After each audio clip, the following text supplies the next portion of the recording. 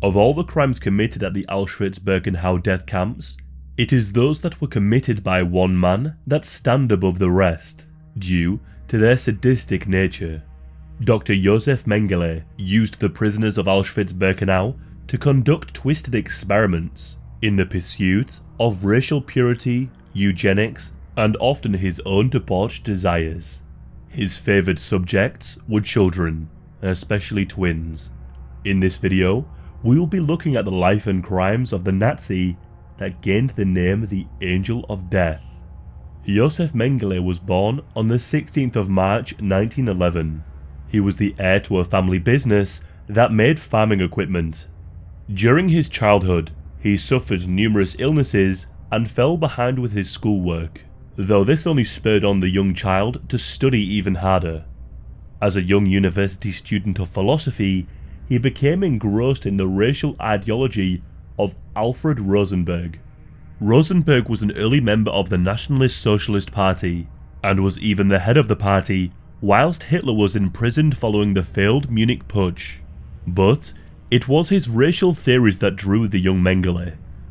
Rosenberg believed that the German and Nordic racial purity entitled them to rule Europe, and the lesser races of Eastern Europe and Jews were to be dominated.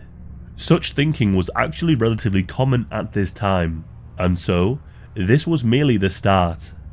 Mengele studied up on social Darwinism, the belief that weaker races should die so those stronger races can thrive. But it was Mengele's study into physical anthropology where he truly focused, earning a PhD in the subject in 1934, where his paper attempted to prove that by measuring the lower jaws of various races, he could prove the superiority of the German race.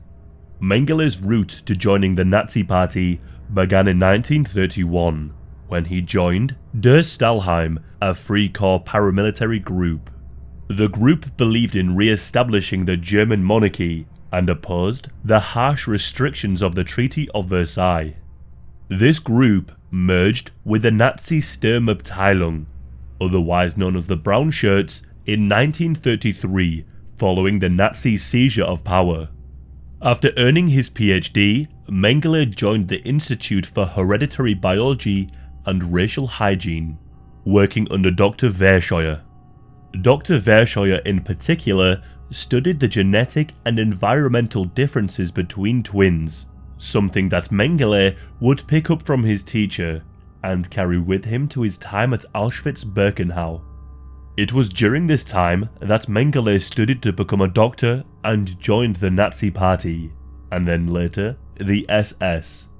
At the outbreak of World War II, Mengele was rejected from service in the German army on account of his ill health as a child, but he was able to join the Waffen-SS, the military arm of the group. He served as a second lieutenant as a medical officer, but was transferred to the SS Race and Resettlement Office.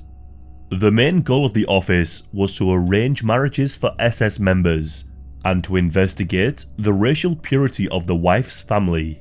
The office also investigated instances where Germans had sex with those deemed to be lesser races, and arranged the classification of those of Germanic descent, and perhaps worst of all, arranging for kidnapped children to undergo Germanification, where they would be evaluated and, if suitable, indoctrinated into the Nazi way of life. Mengele's role during this time was to administer tests to ascertain racial purity. As the war in Russia progressed, more men were sent to the Eastern Front, Mengele among them. He served on the front lines in Ukraine as a medical officer, earning himself the Iron Cross Second Class and First Class, the latter for pulling soldiers from a burning tank. In 1942, he was badly injured and returned to his role in the Race and Resettlement Office. It was in 1943 that his old mentor, Dr. Verscheuer, encouraged Mengele to apply for service at the concentration camps. Mengele was successful and was posted to Auschwitz-Birkenau as chief physician in the Romani camp at Birkenau. It is here where Mengele's racial ideologies and desire to understand racial differences were able to be applied on the lesser races the Nazis were systematically exterminating. One of his preferred duties, and one that he would carry out even when he was not assigned to do so, was to oversee selections. This is where new groups of prisoners would arrive by freight train to the camp, and it would be decided whether the prisoner would be able to serve some purpose. Those who were deemed to be able to work were sent one way, to find their place at the camp and to be worked until death. Those deemed to have no use were sent straight to the gas chambers. This included the elderly, pregnant women, and children. In one instance that displays his disregard for human life is during one selection where a woman attacked a guard attempting to separate her from her daughter. Mengele stepped in to resolve the situation by shooting both mother and daughter and cutting the selection short, sending the rest of the prisoners straight to the gas chambers. A callous act showing his volatile temperament. One witness to Mengele's selection process was Martha Wise. She noted that Mengele was impeccably dressed, with his white coat and polished black boots. He would signal either left or right. Right would mean they would go right to work, and left they would go straight to the gas chambers. Martha heard him rarely say a word, only whistling a merry tune as he conducted the selection with a swish of his hand. It was likely a job he enjoyed, as he was able to have first pick of the subjects for his experiments. Mengele was always on the lookout for twins, especially if they were children. It is estimated that he was able to obtain 1,500 pairs of twins, and out of these, only 100 or so managed to survive. Mengele's goals were twofold in experimenting on twins. He wanted to first prove that genetics were a bigger factor than environmental factors in how a person develops, in order to provide evidence of the Nazi belief in racial superiority. Secondly, he wanted to understand how to create more twins and thus increase the Aryan reproduction rates. Mengele would keep his children in the separate barracks from the rest of the camp population, even going as far as executing any camp prisoner who was caught talking to the children. In order to gain the trust of his young victims, Mengele would spend time grooming the children, giving them sweets and talking to them about their day, even gaining the name Uncle Mengele. This ultimately gained their trust, which he would exploit in the most horrific way. All the while, the children would be tested and measured, prepared for his perverse experiments to come. The sorts of experiments were varied. Blood would be transfused from one twin to the other. Limbs would be removed to test endurance. Conjoined twins would be forcibly created by sewing two twins together, stitching together the blood vessels before leaving the children to die of gangrene. Many of these experiments provided little viable information. Many were done simply for the perverse pleasure of the twisted doctor. A survivor of Mengele's experiments on twin children was Eva Moses Kor. She arrived at Auschwitz-Birkenau in spring of 1944. Like many who arrived, her family was immediately divided up. Her elder sisters Edith, only 14, and Liz, only 12, were never seen again, sent to the chambers as they were too young to be of any use. Eva and her twin Myram were pulled away from their mother by guards who realized they were twins. The last Eva saw of her mother was her outstretched arm as she was too sent to the gas chamber, unable to even say a final goodbye. Eva and her sister were set aside with a group of twins as the rest of the prisoners were sorted. It was there she was first noticed by Dr. Mengele, impeccably dressed as ever. The group of children were sent to a building for processing, where their heads were shaved and they were given new clothes marking them as medical experiment subjects, and they were tattooed. Eva was given the number A7603. Later that night, Eva and Myron befriended two Hungarian twins who explained the nature of the death camps, and that the only reason they were alive was because they were twins to be experimented on by Dr. Mengele, whom they would meet in person soon. Eva was injected with some kind of biological weapon, and soon contracted an awful fever. She attempted to hide the fact that she was ill, as Eva was aware that if she was sent to the hospital, it's likely that she would not come back. If a twin was to succumb to whatever disease was inflicted upon them, the other twin would be murdered and a comparative post-mortem would be carried out. Eva was determined that this would be their fate and held on for as long as she could. Eventually, the illness took hold and she was sent to the dreaded hospital.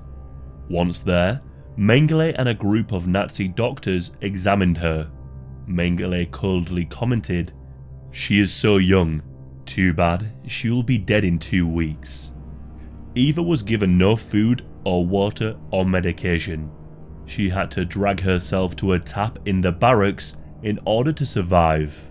Over the course of 3 weeks, Eva managed to manipulate the thermometer to gradually show her temperature was normal. She was reunited with her sister and able to recuperate in the squalid conditions of the barracks. One bizarre fascination Mengele had was with the condition heterochromia, where an individual's eyes are a different colour. This again, likely born of the Nazi preference for blue eyes, as a sign of racial purity. Mengele collected the eyes of various slaughtered prisoners, each eye a slightly different colour. In addition, Mengele experimented on living prisoners.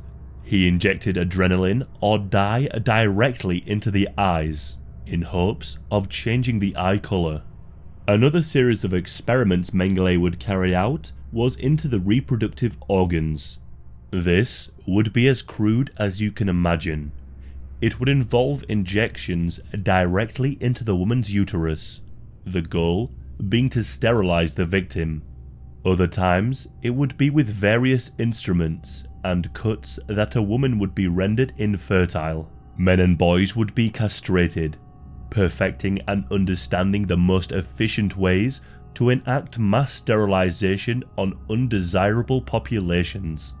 I could go on describing how he once killed a young boy the Nazi doctors had become attached to, in order to prove, as Mengele rightly believed, he was not suffering from tuberculosis, carrying out a post-mortem to prove he was correct.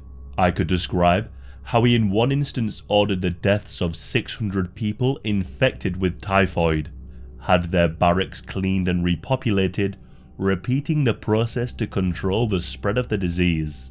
Or I could describe the countless newborn children he murdered in ways beyond comprehension. His crimes are so numerous and are of such depravity, to go on any further would be gratuitous. We will, however, leave a link in the description with over 400 pages of examples of his crimes, compiled in 1992. It is important to note that samples of Mengele's victims, such as eyes, limbs, and all manner of human organs, were sent to Germany to researchers and doctors such as his previous mentor. There was a direct relationship between the doctors at the death camps and the more conventional, respectable researchers.